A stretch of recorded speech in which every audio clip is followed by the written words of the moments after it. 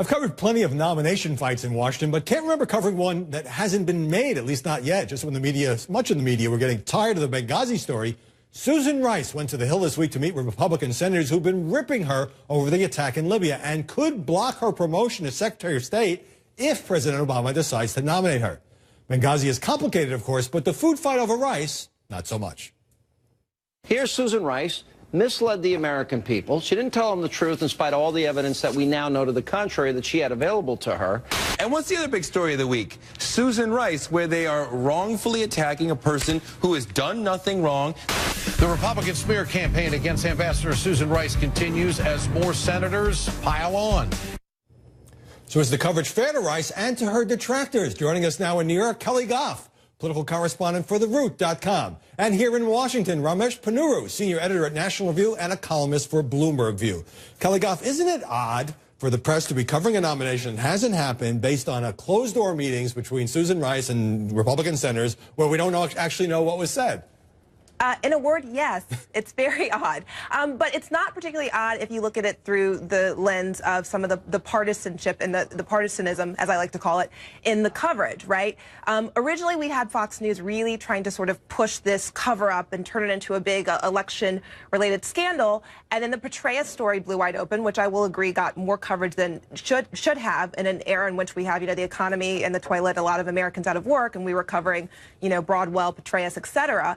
And this is sort of the next leg of that, with the conservative media really trying to sort of push this angle that there was some cover-up.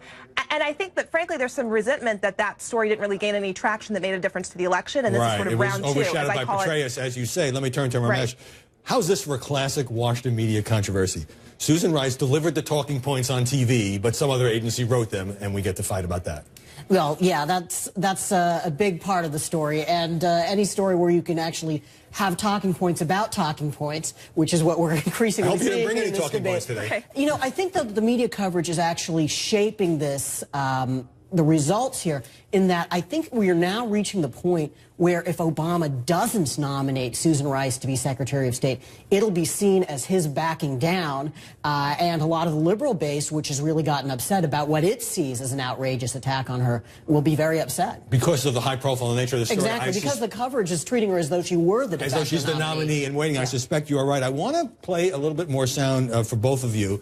This is from MSNBC, where some liberal commentators, I emphasize some, are starting to frame this controversy that's getting all this attention, as Ramesh says, in racial terms. Let's take a listen.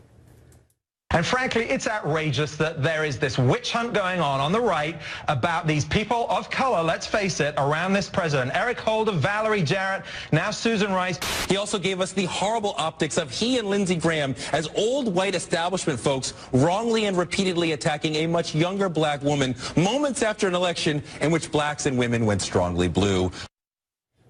Kelly Torrey was talking there about John McCain and Lindsey Graham, but why steer this in the direction of the fact that the possible nominee, the UN ambassador, is an African-American? What does that have to do with this controversy? Well, to be fair, it's actually not the liberal media. It was actually Representatives Clyburn, Representatives Fudge, and other African-American members of Congress, and not just African-American members who raised this issue. And so I actually think it would be irresponsible if the media didn't at least cover what a member of Congress is floating as a potential allegation. But these guys weren't quoting Congressman Clyburn. They were saying it on their own authority that they think that Susan Rice is being beat up upon unfairly, and they're entitled to their point of view, because she is a black woman, and that's a pretty toxic charge. Right, but the only thing the point I'm making, Howard, is that it's not as wacky in the context of when you have members of Congress saying the same thing, right? So for a member of the media to say it, it's not entirely fair to say that Torrey is initiating this, Wolf is initiating this, when there are members of Congress who think and say the same thing. The other point that I think is important to say is let me get Ramesh to jump in, and then I'll come back to you. Okay. Yeah, I mean, I think that the underlying charge here is patently absurd. I mean, as was actually pointed out in real time to Richard Wolff, McCain supported Condoleezza Rice's nomination to be Secretary of State. He obviously doesn't have any problem with black women being in that position. So you could say he's being partisan, but not racially that's right. I mean, you motivated. can say it's unfair, you can say it's partisan, but I think that specific charge is just outrageous. And yeah, I completely agree with Kelly that members of Congress have been making this charge, and it ought to be reported that they're making this charge. But I think commentators who are adding fuel to that fire are being foolish and irresponsible. Can I respond a little bit, though, on on one place where I really disagree, is that I don't think anyone's going around saying Senator John McCain hates black people and is this raving racist. I do think that the questions, though, that they raised are worth exploring in the context of the fact of, it's sort of like, Howard, the only way I can explain this is it racist to call someone lazy? Is it racist to call someone cheap? Is it anti-Semitic to call someone cheap? No, not in and of itself. But in the historical context of our country, someone labeling a Jewish person cheap in a particular context, a black person lazy in a particular context, could be perceived as racially inflammatory. So when you have Senator McCain, who tried to convince us that Sarah Palin was qualified to be president, say that an African-American woman with a PhD who is a Rhodes Scholar and a former Assistant Secretary of State is, quote, not qualified and not bright for what she said, it can open up questions of a cultural landmine that I do think the media would be irresponsible not to cover and asking certain questions about where that's coming from, particularly from a white man of a certain age. Well, not sure I agree, but let me move on to the other big topic here, and that's the fiscal cliff as we face this deadline just a few weeks away. The President gave a speech on Friday that really struck me as somebody who follows social media closely. Let's listen to what Barack Obama had to say. I want you to call. I want you to send an email, post on their Facebook wall. If you tweet, then use a hashtag we're calling My2K. Not Y2K, My2K. All right? Because it's about your 2K in your pocket.